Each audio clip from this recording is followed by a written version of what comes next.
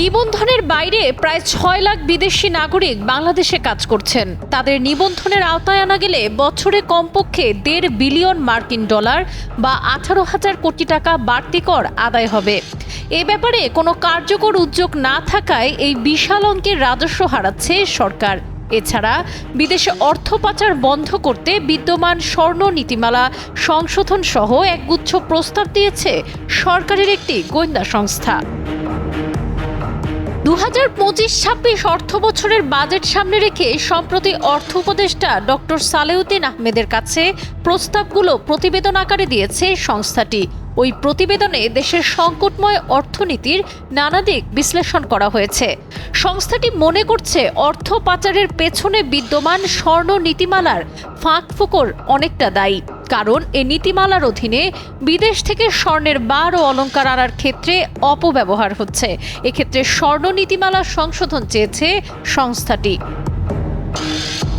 তাদের মতে বিদেশে অর্থ পাচার বন্ধ, ডলার সংকট কাটাতে পর্যটকদের মাধ্যমে সোনার বার আনা বন্ধ বা সীমিতকরণ এবং করমুক্ত স্বর্ণ অলংকার 100 গ্রামের পরিবর্তে সর্বোচ্চ 75 গ্রাম নির্ধারণ করতে হবে। পাশাপাশি একজন যাত্রী বছরে 2 বারের বেশি ব্যাগেজ রুলের সুবিধা বাতিলের প্রস্তাব দিয়েছে।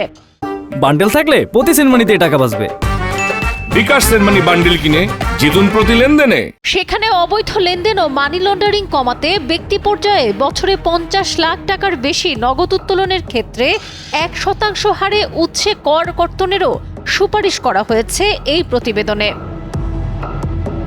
এছাড়া ব্যাংক খাতে খেলাপি ঋণ কমাতে অ্যাসেট ম্যানেজমেন্ট কোম্পানি গঠন ও বাস্তবায়নে প্রয়োজনীয় অর্থ বরাদ্দ, বেনামি ঋণের নামে জালিয়াতি বন্ধে এনবিআর এর ডাটাবেস চালু, সরকারি ব্যয়ে কৃচ্ছ সাধন, বৈদেশিক ঋণ নির্ভর প্রকল্প নির্ধারিত সময়ে বাস্তবায়নের ওপর জোর দিয়েছে সংস্থাটি।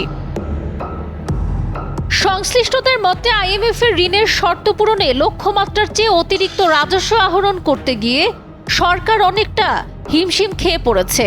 এতে ঋণের কিস্তি পাওয়া না পাওয়া নিয়ে সরকার এবং দাতা সংস্থা আইএমএফ এর মধ্যে সংকট দৃশ্যমান হয়ে উঠেছে।